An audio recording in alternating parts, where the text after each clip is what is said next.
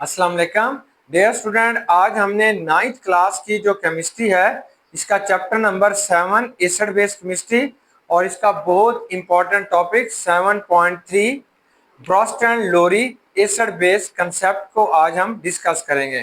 पहली बात ये आती है कि आर्हेनियस ने एसिड बेस के मुतालिक एक बेहतरीन कंसेप्ट पेश कर दिया था, तो फिर क्यों जरूरत पेश आई ब्रोस्टैंड और लोरी को एक नया कंसेप्ट पेश करने की। तो बेटा जो आर्हेनियस का कंसेप्ट था इसके अंदर कुछ प्रॉब्लम्स आ रही थी, कुछ बातें क्लियर नहीं थी, कुछ लिमिटेशंस पाई जा रही हैं। पहले हम उन लिमिटेशंस को देखते हैं, फिर हम इसकी तरफ आएंगे कि ब्रोस्टैंड और लोरी ने अपने एसिड बेस के अंदर क्या मजीद किस्म की रिफॉर्म्स करते हैं, क्या बेहतरी लेके आते हैं, कैसे वो इसको डिफाइन करते हैं। तो सबसे पहले बच्चों आप देखें लिमिटेशन ऑफ आर्हेनियस कंसेप्ट। जो आर्हेनियस कंसेप्ट था इसमें क्या क्या लिमिटेशंस हैं। पहली बात यह है कि ये जो आर्हेनियस का कंसेप्ट था it is a very simple and easily understandable. बहुत आसान सी बात आर्हेनियस ने की थी, लेकिन इसके अंदर कुछ लिमिटेशंस आ गई थी।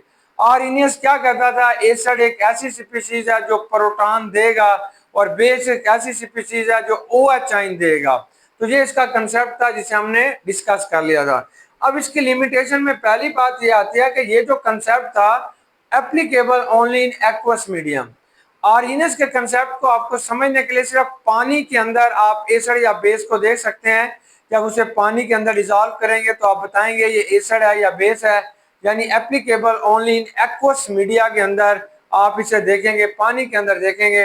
And does not explain nature of acid and base in non aqueous solvent. ऐसे सॉल्वेंट जो पानी नहीं होते, कोई और चीज है, जैसे अमोनिया एक सॉल्वेंट है, कार्बन टेट्राक्लोराइड एक सॉल्वेंट है, पेट्रोल एक सॉल्वेंट है, मोबाइल एक सॉल्वेंट है, डीजल एक सॉल्वेंट है, इनको हम कहते हैं नॉन एक्वस। तो पानी के अलावा बाकी जो और नॉन एक्वस सॉल्वेंट थे उनके अंदर इस कंसेप्ट को आप एक्सप्लेन नहीं कर सकते थे। सेकंड बात ये आती है कि हमारे पास कुछ और बेसिस आ रहे थे, जैसे सोडियम कार्बोनेट है, पोटाशियम कार्बोनेट है और अमोनिया है। ये बेस है, दे does not contain hydroxyl group, इनके अंदर हाइड्रोक्सिल ग्रुप नहीं है, but they behave like a basis. लेकिन बेटा ये बेस के तौर पर काम करते हैं और yield OH ion in water, और पानी के अंदर क्या पैदा कर देंगे, हाइड्रोक्सिल आयन पैदा कर देंगे। लेकिन जैसे ये सोडियम कार्बोनेट होगा Na2CO3 है, अगर आप इसे पानी के अंदर डालते हैं तो इसके नतीजे में बच्चों H2CO3 बनेगा और साथ हमारे पास सोडियम आयन बनेगा और साथ बेटा OH आयन बनेगा, बेस बनेगा।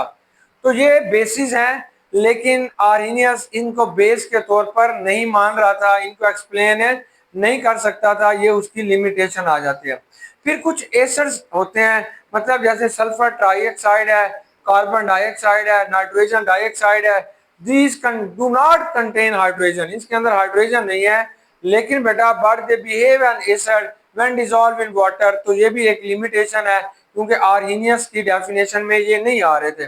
देखिए जैसे SO3 है, सल्फर डाइऑक्साइड है, अगर आप इसे पानी के अंदर डिसॉल्व करते हैं तो it can be form sulphuric acid, ये सल्फ्यूरिक एसिड बना रही है। तो इसका मतलब यह है कि इट बिहेव एसिड, ये एसिड के तौर पर बिहेव कर रही है, लेकिन आर्हेनियस के कंसेप्ट के मुताबिक ये इस डेफिनेशन में नहीं आ रही थी। इसलिए it is realised that a broader definition of acid and bases was needed, कि हमें एसिड और बेस के लिए मजीद वजाहत किस्म की डेफिनेशन होनी चाहिए। तो इसके लिए बेटा हमारे एक दो अजीम साइंटिस्ट मैदान में आते हैं, एक का नाम ब्रोस्टन है और दूसरे का नाम लॉवरी है।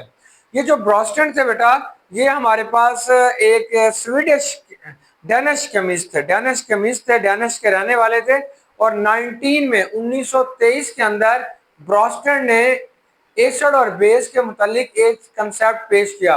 और सेम टाइम में जो लॉवरी थे ये बेटा एक इंग्लिश साइंटिस्ट थे, इंग्लिश थे यानी यूरोपियन थे, इंग्लिश साइंटिस्ट थे, और इन्होंने भी बेटा एसिड और बेस के मुतालिक एक कंसेप्ट पेश किया 1923 के राउंड अबाउट। दोनों ने अलग अलग इंडिपेंडेंटली कंसेप्ट पेश किया, लेकिन बाद में जब दोनों के पेपर पब्लिश हुए या दोनों ने जब अपने एसिड और बेस के कंसेप्ट केमिस्ट्री जानने वालों को इंटरनेशनल यूनियन ऑफ केमिस्ट्री के सामने अपने नजरियात रखे तो दोनों का कंसेप्ट सेम था। इसलिए बेटा इन दोनों की बातों को सामने रखते हुए एक ही लॉ बना दिया गया, Bronsted and Lowry acid base concept का नाम दे दिया गया। ये जो कंसेप्ट था ये प्रोटॉन पे बेस करते हैं। अब हम देखते हैं कि व्हाट इज प्रोटॉन, प्रोटॉन क्या होता है। बेटा हमारे पास ये जो हाइड्रोजन होता है, इसका एक एटम है। अब इसके एटम के सेंटर के अंदर जो न्यूक्लियस है, इसके अंदर एक प्रोटॉन है और इसके इर्द गिर्द बेटा एक क्या होगा, इलेक्ट्रॉन होगा। अब जब ये हाइड्रोजन का एक एटम इलेक्ट्रॉन डोनेट कर देगा ये वाला, तो अब हाइड्रोजन के अंदर सिर्फ एक प्रोटॉन रह जाता है। इसलिए बेटा आप इसे कॉमनली प्रोटॉन भी कहते हैं, क्योंकि हाइड्रोजन के इलेक्ट्रॉन को लॉस करने के बाद हाइड्रोजन के एटम के अंदर जो चीज बच जाती है वो प्रोटॉन है, ये आप प्रोटॉन कहते हैं। अब ब्रोस्टैंड और लोवरी का कंसेप्ट क्या था, इन्होंने कहा था कि ऐसी स्पीशीज जो प्रोटॉन दे दे वो एसिड, और जो प्रोटॉन एक्सेप्ट कर ले वो बेटा क्या होगी, बेस। तो इन्होंने कहा ए सब्सटेंस, इन दोनों ने कहा कि एक ऐसी सब्सटेंस विच हैव टेंडेंसी, ऐसी बेटा एक सब्सटेंस होगी that donate A proton, that donate A proton, donate का मतलब है जो दे सकती है, डोनेट ए प्रोटॉन, जो प्रोटॉन दे देगी, इज कॉल्ड एसिड। तो उसको जो हमने नाम देना है उसको बेटा हमने एसिड कहना है। ऐसी कोई स्पीशीज जो एक प्रोटॉन दे देगी उसको बच्चों आपने क्या कहना है, एसिड कहना है। लेकिन जैसे HCl है, ये एक प्रोटॉन दे देगा और ये H आइन बनेगा प्लस बेटा क्लोराइड आइन बन जाएगा। अब लोरी, अब हमारे पास ब्रोस्टन, लोरी और आर्हीनियस के कंसेप्ट में क्या फर्क था। आर्हीनियस कहता था कि ये जो HCl है ये उस वक्त एसिड होगा जब पानी के अंदर ये प्रोटॉन देगा। उसका मतलब यह था कि ये जो HCl है, अगर आप इसे पानी के अंदर डिसॉल्व करते हैं तो ये अपना प्रोटॉन इसको देगा और इसके नतीजे में ये एक हाइड्रोनियम आयन बनेगा, साथ क्लोराइड आयन बनेगा।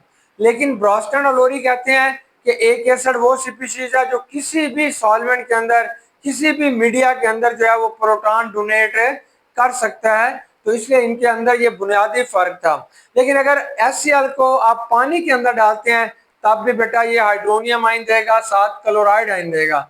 तो इसका मतलब ये हुआ कि जो आर्हीनियस की एसिड की डेफिनेशन थी तकरीबन वही बेटा ब्रोस्टन की डेफिनेशन है। आर्हीनियस के अंदर मीडिया मतलब सिर्फ एक्वस मीडिया के अंदर प्रोटॉन देना शर्त था, लेकिन जो हमारे पास ब्रोस्टन और लोरी का कंसेप्ट है इसके अंदर किसी भी मीडिया के अंदर प्रोटॉन डोनेट कर सकता है।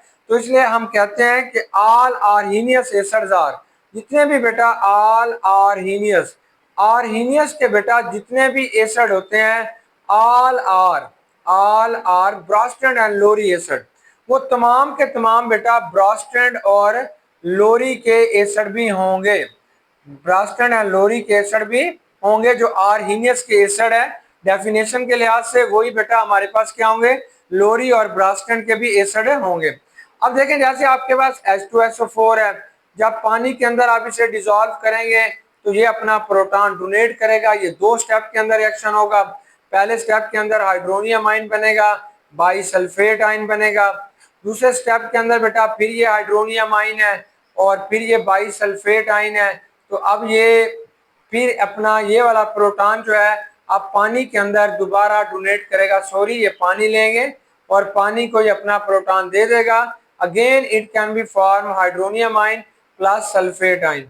तो that is known as acid. इसने एक प्रोटॉन दे दिया उसको बेटा हम क्या कहते हैं, एसिड कहते हैं। यही बात आर्हीनियस ने की थी, लेकिन उसका थोड़ा मीडिया वाला प्रॉब्लम था। यहाँ पे मीडिया कोई भी आप यूज कर सकते हैं, इसलिए हम कहते हैं all Arrhenius acid are Bronsted and Lowry acids.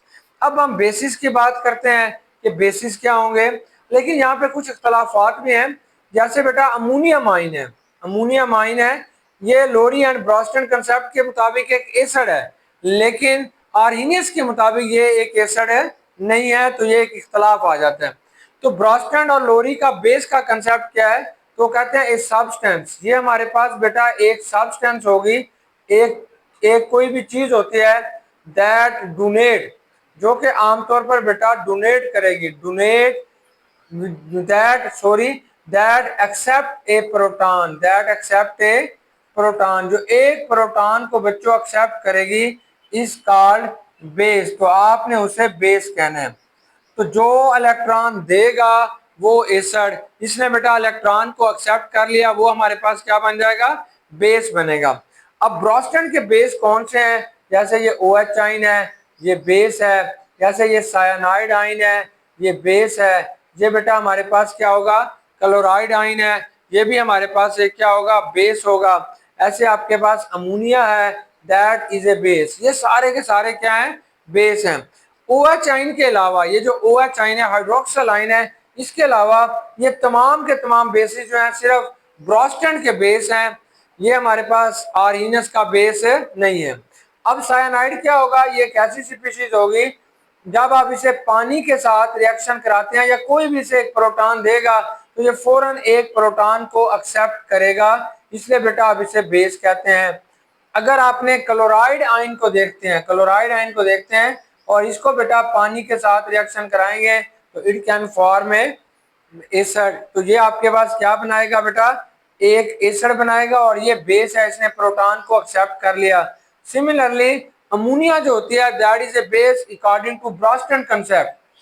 ब्रास्टैंड और लोरी कंसेप्ट के मुताबिक ये जो अमोनिया है that is a base. Why? क्योंकि जब पानी के साथ आप इसे रिएक्शन कराते हैं तो ये एक प्रोटॉन को एक्सेप्ट करेगी and it can be form ammonium आइन। जो चीज बेटा इसने बना देनी है वो अमोनियम आइन बनेगी। तो ये हमारे पास एक बेस है क्योंकि इसने प्रोटॉन को एक्सेप्ट कर लिया है। अब आर्हीनियस जो था वो सिर्फ कहता था ऐसी स्पीशीज जो OH आइन देगी वो बेस होगी, लेकिन जो ब्रोस्टन कंसेप्ट है वो कहता है कि ऐसी स्पीशीज जो एक प्रोटॉन को एक्सेप्ट कर लेगी उसे बेटा आप क्या कहते हैं? बेस कहते हैं। अब बेटा हमारे पास जो आर्हीनियस के बेस थे वो सारे के सारे बेटा ब्रोस्टन और लोरी कंसेप्ट के अंदर भी बेस माने जा रहे हैं। तो जैसे हमारे पास जो था यानी कि जैसे बेटा आपके पास जो होता था ये NOH है, ये आर्हीनियस बेस है। ऐसे बेटा KOH है, ये आपके पास क्या था? आर्हीनियस बेस है। जो पानी के अंदर OH आइन दे उसे हम बेस कहते हैं। लेकिन जो ब्रोस्टन है वो कहता है कि ऐसी स्पीशीज जो प्रोटॉन को एक्सेप्ट करे, जो प्रोटॉन को बेटा एक्सेप्ट करे उसे आप बेस कहते हैं। तो इस तरीके से ये जो OH आइन है इसने एक प्रोटॉन को एक्सेप्ट करना है और ये वाटर बना देगा। तो ये लोरी एंड ब्रोस्टेड कंसेप्ट के मुताबिक बेस है। आर्हीनियस के मुताबिक भी बेस है और लोरी, ब्रोस्टेड और लोरी के मुताबिक भी बेटा क्या है? बेस है। देखिए ये आप एसिड बेस का रिएक्शन करा रहे हैं, ये OH है। अब बेटा ये आपके पास क्या है? HCl है। अब इन दोनों के रिएक्शंस में देखिए ये जो OH है ये एक बेस है अकॉर्डिंग टू ब्रोस्टन कंसेप्ट। तो इसने क्या किया कि ये वाला प्रोटॉन कबूल कर लिया। जो प्रोटॉन ले लेगा उसे हम बेस कहते हैं, जो प्रोटॉन दे देगा उसे हम एसिड कहते हैं। तो इसलिए बेटा इसने प्रोटॉन दिया ये एसिड है, इसने प्रोटॉन लिया ये बेस है। तो इस तरीके से they can form A salt and water. तो इन्होंने बेटा साल्ट बनाया और वाटर बनाया। अब आर्हीनियस कहता था वो स्पीशीज जो सिर्फ OH आइन देगी वो बेस होगी, लेकिन बेटा जो ब्रोस्टन और लोरी कहते हैं कि वो स्पीशीज जो प्रोटॉन को एक्सेप्ट करेगी वो बेस होगी। बात दोनों की सेम थी लेकिन डेफिनेशंस थोड़ी अलग अलग है। तो अब हम कहते हैं ऑल आर्हीनियस, आर्हीनियस के जितने भी बेस हैं वो सारे के सारे ब्रोस्टन एंड लोरी बेस भी हैं। लेकिन जो ब्रोस्टन और लोरी के बेस हैं वो सारे के सारे आर्हीनियस के बेस नहीं है। मतलब आर्हीनियस इन्हें बेस नहीं मानता, साइनाइड को बेस नहीं मानता, क्लोराइड को बेस नहीं मानता, अमोनिया जो होता है वो उसको बेटा बेस नहीं मानता। अब ब्रोस्टन और लोरी के कंसेप्ट में एक नया कंसेप्ट में मिला जिसे हम कॉन्जुगेट एसिड और बेस कहते हैं। अब आप थोड़ा बच्चों गौर कीजिए, हमारे पास ये एसिड है, HCl को हम कहते हैं दैट इज एन एसिड। तो ये बच्चों एक एसिड है, प्लस ये वाटर है H2O, पानी है, इसको हम कहेंगे ये एक्ट एज ए बेस। यहाँ पे ये बेस का काम कर रहा है, यानी HCl जो होगा वो क्या होगा बेटा? बेस। तो ये हमारे पास ना एक रिवर्सिबल रिएक्शन होगा। रिवर्सिबल होगा क्या कि ये एक प्रोटॉन इसको देगा, जब ये इसको एक प्रोटॉन देगा तो ये बन जाएगा बेटा H3O पॉजिटिव। ये H3O पॉजिटिव, तो इसे हम कहेंगे कॉन्जुगेट एसिड। तो इसे बेटा आप कहेंगे कॉन्जुगेट एसिड का बेटा आपने इसे नाम देना है, ये कॉन्जुगेट एसिड बनेगा, कॉन्जुगेट एसिड।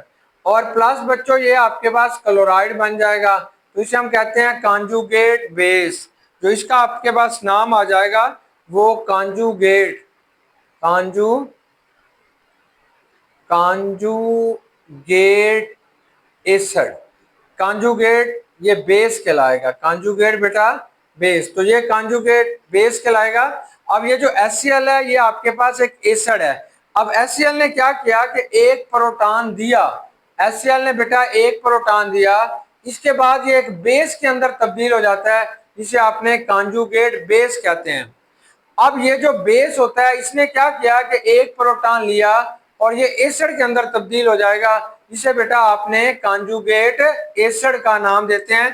तो ये हमारे पास एक कांजुगेट एसिड बन जाएगा। अब बच्चों जिस कंसेप्ट को हम डिस्कस कर रहे हैं इसे हम कहते हैं कांजुगेट एसिड एंड बेस। ये एक नया कंसेप्ट जो था ये लोरी एंड ब्रॉस्टन के कंसेप्ट से आया, क्योंकि प्रोटॉन देने और लेने का अमल था। देखिए अब आपने एक बेटा एग्जांपल्स को कंसीडर करें, जैसे हमारे पास ना ये अमोनिया है, NH3 है। अमोनिया जो होती है वो हमारे पास एक बेस है। बेस, बेस क्या होगा, जो प्रोटॉन को बच्चों एक्सेप्ट करेगा उसे हम बेस कहते हैं। जब पानी के साथ आप रिएक्शन कराएंगे तो वाटर इज एन एसिड, ये एसिड होगा। अब इसने क्या किया कि इसने बेटा एक प्रोटॉन एक्सेप्ट किया, जब ये एक्सेप्ट करेगी तो ammonia can be form ammonium आइन, तो ये अमोनियम आइन बन जाएगा। इसे हम कहते हैं कांजुगेट एसिड, इसका जो नाम होगा वो कांजुगेट एसिड होगा। और इस तरीके से पानी जब एक प्रोटॉन दे चुका है तो ये हाइड्रोक्सल आइन में कन्वर्ट हो जाएगा OH आइन में, इसे आपने कहना है कांजुगेट बेस। ये बेटा हमारे पास क्या होगा, कांजुगेट बेस होगा। अब आप देखें कि ये जो अमोनिया थी ये इसके अंदर कन्वर्ट हो गई है कांजुगेट एसिड के अंदर, और जो एसिड था ये एक बेस में कन्वर्ट हो गया, इसे कांजुगेट बेस। अगर आप फॉरवर्ड रिएक्शन में देखना चाहते हैं तो अमोनिया बेस है, अगर आप बैकवर्ड रिएक्शन में देखना चाहते हैं तो OH क्या बेटा बेस है। दोनों की डेफिनेशन सेम है, दोनों की डेफिनेशन क्या बेटा सेम है। ऐसी स्पीशीज जो प्रोटॉन लेगी उसे बेस कहते हैं, ऐसी स्पीशीज जो प्रोटॉन लेगी उसे बेस कहते हैं। ऐसी स्पीशीज जो प्रोटॉन देगी यानी वाटर प्रोटॉन दे रहा है तो आप इसे एसिड कहते हैं। अमोनियम आइन है, इसको प्रोटॉन देने हैं तो ये आपके पास एसिड है। तो आपके पास जो प्रोटॉन देगा वो एसिड, जो लेगा बेटा वो बेस। अब हम कांजुगेट एसिड और बेस को एक्सप्लेन करते हैं क्या होगा। सबसे पहले व्हाट इज कांजुगेट एसिड, तो आप कहेंगे species form by accepting a proton by a base. ऐसी स्पीशीज बेटा जो एक बेस से प्रोटॉन को एक्सेप्ट करेगी उसे आपने क्या कहते हैं, कांजुगेट एसिड कहते हैं। देखो ये कांजुगेट एसिड है। अब कांजुगेट एसिड ने क्या किया कि एक प्रोटॉन को एक्सेप्ट किया और फिर ये इसमें कन्वर्ट हो गया, इसलिए बेटा आप इसे क्या कहते हैं, कांजुगेट एसिड कहते हैं। अब कांजुगेट बेस क्या होगा, ये बेटा आपके पास क्या होगा, कांजुगेट बेस। तो कांजुगेट बेस की जो आपने डेफिनेशन बतानी है वो ये होगी कि स्पीशीज फॉर्म, तो ये बेटा हमारे पास एक स्पीशीज होगी, ए स्पीशीज फॉर्म, एक ऐसी स्पीशीज बेटा जो फॉर्म होगी या बनेगी बाय डोनेटिंग, बाय डोनेटिंग ए प्रोटॉन, जो कि एक प्रोटॉन डोनेट करने के बाद बनेगी बाय ए एसिड, बाय ए एसिड। अगर कोई भी एसिड एक प्रोटॉन देगा तो इसके बाद जो चीज बनती है that is known as a conjugate base. तो आप समझ गए होंगे, बहुत आसान डेफिनेशन है कि व्हाट इज कांजुगेट एसिड। तो एक ऐसी स्पीशीज जो एक प्रोटॉन को एक्सेप्ट करने के बाद बनती है उसे कांजुगेट एसिड कहते हैं। देखो ये एक बेटा आपके पास बेस था, इसने एक प्रोटॉन लिया तो कांजुगेट एसिड बन गया। कांजुगेट बेस क्या होगा, एक ऐसी स्पीशीज जो एक प्रोटॉन देने के बाद, जो एक प्रोटॉन देने के बाद बनती है उसको अपने कांजुगेट बेस कहते हैं। अब आपको एक मजे की बात बताएं, अगर हमारे पास एसिड स्ट्रांग होगा बेटा, ये अगर एसिड स्ट्रांग है तो इससे बनने वाला जो कांजुगेट बेस होगा वो वीक होगा। अगर एसिड वीक होगा तो इससे बनने वाला जो कांजुगेट एसिड बेस होगा वो स्ट्रांग होगा। तो ये आपके पास एक एसिड है, ये स्ट्रांग एसिड है, इससे बनने वाला बेटा ये वाला जो बेस है वो क्या होगा, एक वीक बेस है।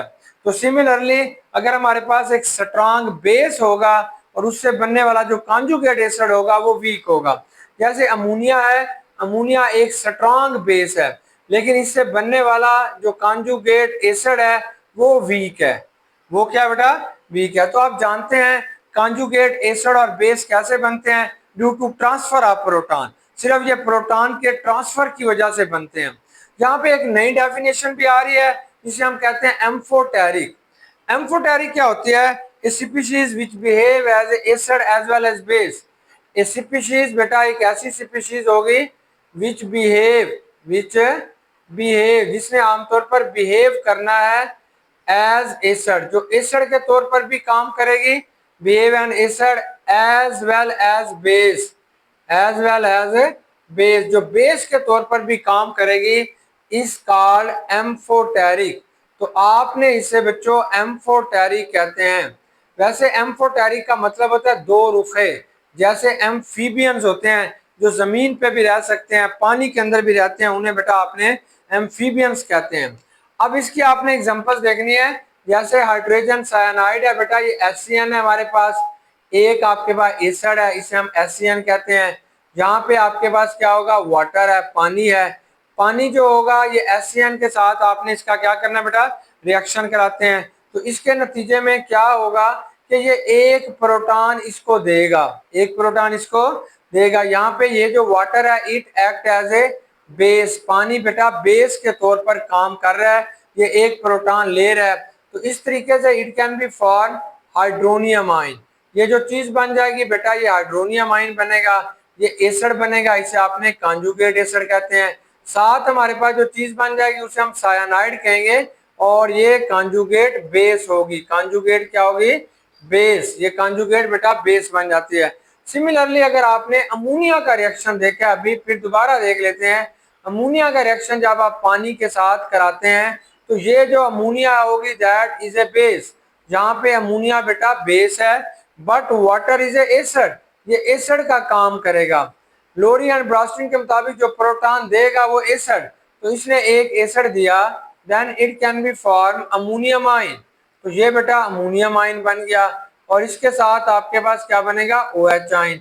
अब क्योंकि एक बेस था अब ये एसिड में कन्वर्ट हो गया है, इसलिए अब इसे कॉन्जुगेट एसिड का नाम देते हैं। ये कॉन्जुगेट एसिड कहलाएगा और ये हमारे पास एक बेस बन गया है, तो इसको बेटा आपने कॉन्जुगेट बेस कहते हैं। ये कॉन्जुगेट बेस बनेगा आपके पास। अब हमारे पास लोरी एंड ब्रोस्टन के कंसेप्ट में कुछ नई नई डेफिनेशंस आ गई हैं। जैसे एम्फोटेरिक है, जैसे बेटा हमारे पास कॉन्जुगेट एसिड बेस है। आर्हेनियस इन कंसेप्ट के बारे में वाकिफकार नहीं था। और दूसरी इंपॉर्टेंट बात यह है कि ये जो ब्रोस्टन और लोरी का कंसेप्ट था बेटा, ये नॉन एक्वस सॉल्वेंट के अंदर भी आप कैरिड आउट कर सकते हैं। मतलब अगर आपके पास गैस फेज है तो उसके अंदर भी ये रिएक्शन होगा। देखिए गैस फेज के अंदर ये रिएक्शन कैसे होगा? आपके पास ये अमोनिया है, NH3 है, प्लस बेटा ये आपके पास क्या होगा? HCl है। अब ऐसी स्पीशीज जो प्रोटॉन देगी वो एसिड, जो लेगी वो क्या बनेगा? बेस। तो इस तरीके से ये अमोनियम आयन बनेगा, प्लस बेटा ये क्लोराइड आयन है। आप ये देख रहे हैं इस रिएक्शन में पानी कहीं पे भी इन्वॉल्व नहीं है, तो लेकिन इसलिए आपके पास ये जो रिएक्शन है ये गैस फेज के अंदर हुआ, क्योंकि अमोनिया भी गैस है और HCl जो है वो भी गैस है। अब ब्रोस्टन और लोरी के कंसेप्ट के अंदर भी बेटा कुछ डिसएडवांटेजेस आ रही थे, कुछ प्रॉब्लम्स आ रहे थे। अब हमारे पास कुछ ऐसे एसिड बेस भी हैं जिनको लोरी ब्रोस्टन और लोरी एक्सप्लेन नहीं कर सके। देखें जैसे AlCl3 है। AlCl3 बच्चे हमारे पास एक एसिड है, लेकिन इस एसिड को ब्रोस्टन और लोरी जो है वो इसको एसिड नहीं मानते। इसी तरीके से बेटा SO3 जो होगा वो भी हमारे पास एक एसिड है। लोरी और ब्रोस्टन कंसेप्ट के मुताबिक ये एसिडिक बिहेवियर शो नहीं करेगा। कार्बन डाइऑक्साइड जो होती है वो भी एसिडिक प्रॉपर्टी शो कर रही है, तो लोरी एंड ब्रोस्टन जो है वो इसको भी बेटा एक्सप्लेन नहीं कर रहे। तो इसी तरीके से बेटा इन कंसेप्ट को जो है लोरी एंड ब्रोस्टन के कंसेप्ट के अंदर भी कुछ लिमिटेशन आ गई हैं। उम्मीद है बेटा कि आपको ये लेक्चर समझ आ गया होगा। बेस्ट विशेष, गुड लक, अल्लाह हाफिज।